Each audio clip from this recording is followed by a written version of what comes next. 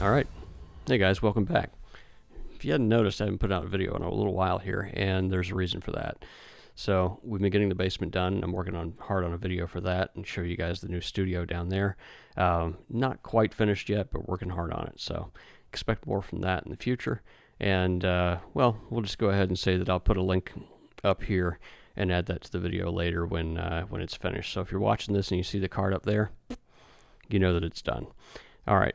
Well, with that out of the way, let's go ahead and get to more interesting stuff. So as you guys will notice, I've got a little new audio toy here, which is the Shure SM7B. This guy right here. It sounds pretty darn good if you ask me. And I thought you guys deserved it. I mean, I know I like it when people spend the time and the care and effort to actually put out good audio. And hopefully this is pleasant to listen to. So in the meantime, what we're going to do now is talk a little bit about putting videos out on YouTube. I've seen a lot of my friends that have started channels kind of struggle with this stuff, and so I thought you guys could use kind of a couple of tips that I would have. So if you think about the process of a YouTube video and what it means to actually put something out on your channel, you want to start with basic things. So thumbnails need to grab people's attention. Thumbnails that feature people looking at the camera and have high contrast and high saturation tend to do better than thumbnails that don't. If you're going to put text in your thumbnails, make sure it's readable and that people can easily understand what you're trying to convey.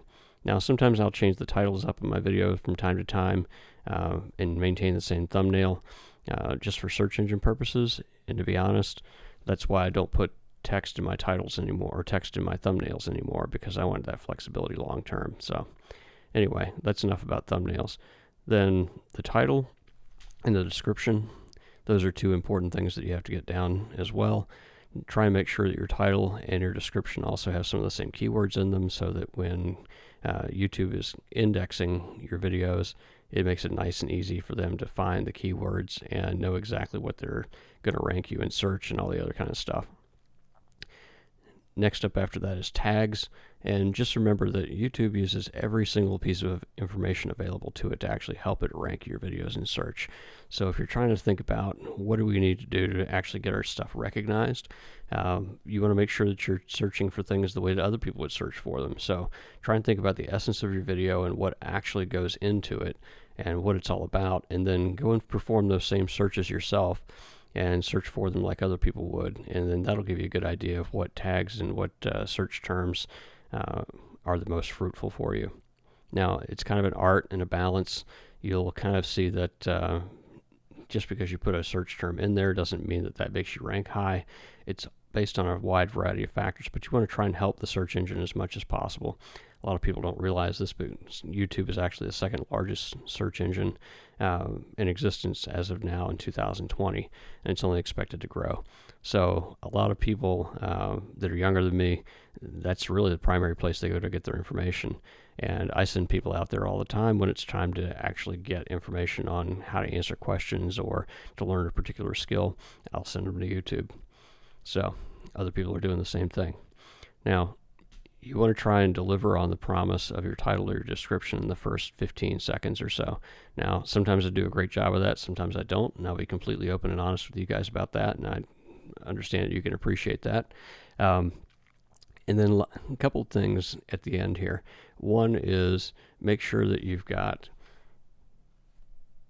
closed captions, custom closed captions. I cannot count the number of times that YouTube has actually transcribed my video, and the closed captions that it puts with it are nothing like the words that I'm actually trying to use. I've caught YouTube doing things like translating words into awful phrases that you would never want to appear anywhere. And then I've also seen YouTube just completely call things the wrong stuff. So remember, YouTube uses that text in the closed captions to actually help its search engine identify relevant content for their users. They know what we watch, and they keep track of what we watch and which portions of videos we enjoy. It's really difficult for folks to comprehend sometimes, but it uses every single piece of information that you give it in order to categorize and rank your video. So make it easy on YouTube. Make your videos easy to find. Now, you'll say, well, big name producers like Peter McKinnon, Matty Hapoya, Casey Neistat, those guys, they don't really use a lot of tags in their videos. Well, that's true, and they don't have to worry about that because they've already got a large audience that comes and views their content on a regular basis. YouTube knows that their audience is already locked in and is already going to view their content, so they don't have to rely on the search tags as much. But if you're new to YouTube and you're just starting out and you have less than 10,000 subscribers, you want to make sure that you're good at doing the search rankings, and you want to make sure that you're giving the search engine everything you possibly can to help it rank. So at the end of the day, you also want to upload the file with a file name that makes sense too.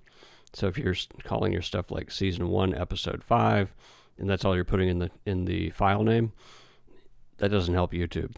Remember, it's going to use every single shred of descriptive information it can about your video to actually help it rank it. I mean, wouldn't you? If you had a business and you wanted to try and make sure that the most relevant content got in front of the most people, you'd want to make sure that all those factors that you had at your disposal were used and available to you.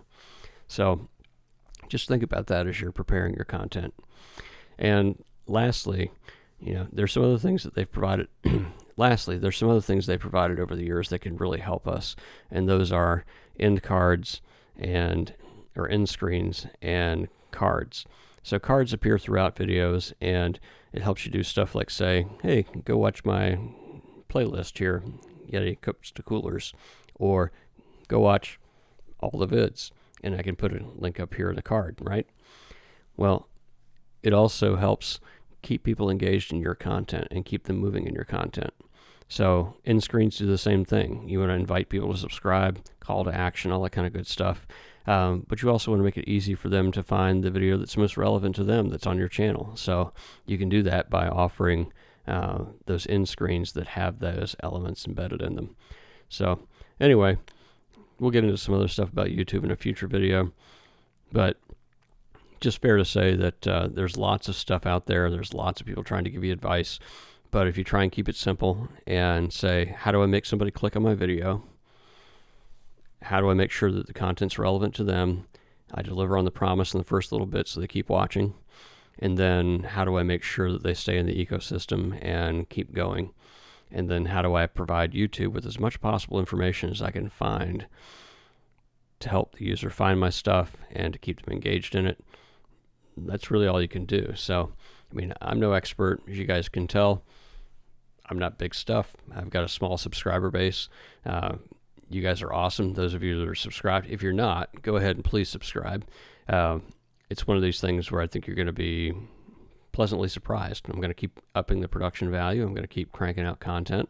And I'm really looking forward to the next couple of years on the platform. So stick around. Invite others to come see us. And yeah, I guess that's the end of the video. All right. Remember to like, comment, subscribe, turn on post notifications, and I'll see you next time.